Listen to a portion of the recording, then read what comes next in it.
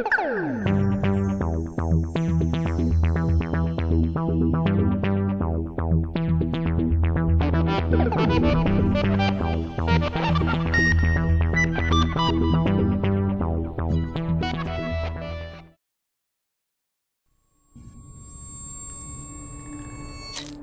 the main thing that surprised me about Deadly Creatures is the way it looks.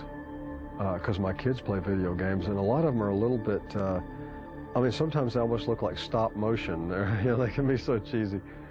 And this one is, it's kind of like watching a movie, you know, in a lot of ways. Now I'm doing the actor part. This is the part where I look through here and see how much of this I have to do.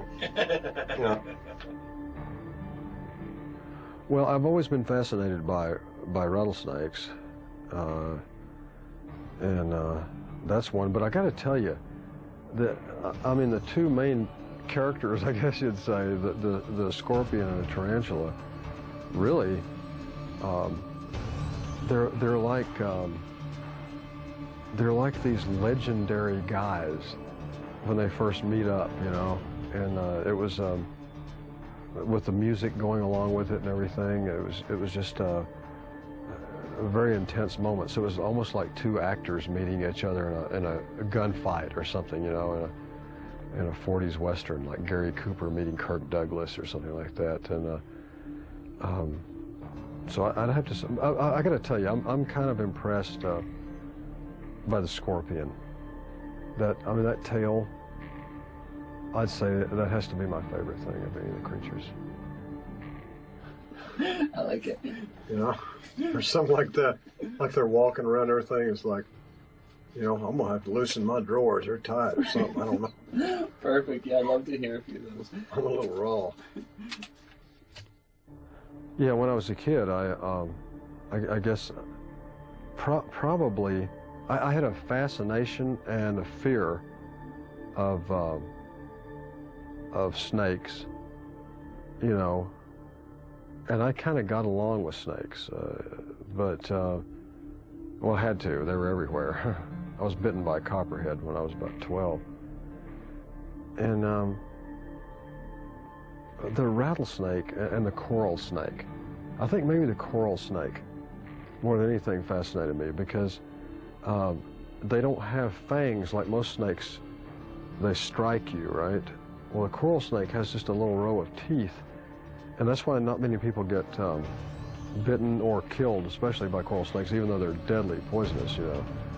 Because in order to bite you, they have a small kind of mouth. They have to actually get in, like in between your fingers or something, like where there's a small spot where they can do it. And when they bite you, they saw it like that. They chew you like that. And I always thought, wow, that's kind of cool if you like being terrified. But there was something about them, just that the stripes, you know, and there used to be a saying about coral snakes, because there's a king snake that looks just like a coral snake, only the stripes are different, in a different order. And it was some kind of saying like, red and yellow, friendly fellow, red and black, get back. So, in other words, if the black ones touch the red ones, or something like that. But yeah, coral snakes fascinated me. Man alive, I'm raw. I mean, my nuts, feels like I cut them with a razor blade and poured alcohol on it. You know, sometimes when you sweat and you walk a lot in these kind of britches, it does that to you. You know what I mean. You raw? When I first came to California, on the first run, I came to California originally to San Diego. I was too afraid to come to LA, and I lived with my aunt and uncle and my cousins for about half a year. And I had this, it was really my cousin's snake, but he kind of gave it to me. It was a rosy boa. And you know, she was like, you know, that long, maybe like 2 feet long or whatever it was. And I was playing with a band down in Lemon Grove, California, which is just south of San Diego there. And I was going to band rehearsal one night, and I had this old beat-up car that the, what do you call it, the console didn't shut good. And that's kind of where I kept the snake when I was on the way down there, because the guys thought it'd be a fun idea if we used the snake in the show like Alice Cooper, right? Of course, Alice had a huge snake, and this was just like this little rosy boa. And she was fine. I mean, she wouldn't bite at you unless you like popped her in the nose or something. I used to do that for fun every now and then. We played with each other. So anyway, I'm driving down to Lemon Grove for band rehearsal from a little town called Lakeside, which is there by San Diego. And I have the snake in the console. And I'm driving along, and in those days I had really long hair. It was down to almost like my waist. And I had big Ted Nugent-like hair. And the snake gets out of the console, which I was used to, and she liked to wrap herself around your arm. So she wraps herself around my arm, starts crawling up,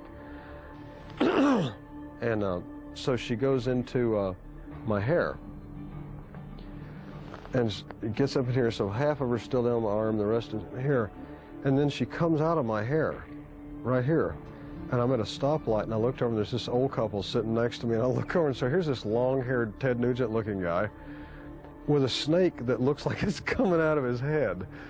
You know, it was pretty weird. And the woman looked like she was going to have like an aneurysm or something, right, or a coronary or something right on the spot. And after that, I started doing it all the time. I'd kind of encourage her to get up here when I was in traffic so she could, you know, come out of my hair and stuff. Yeah. And George Struggs, he got what's coming to him.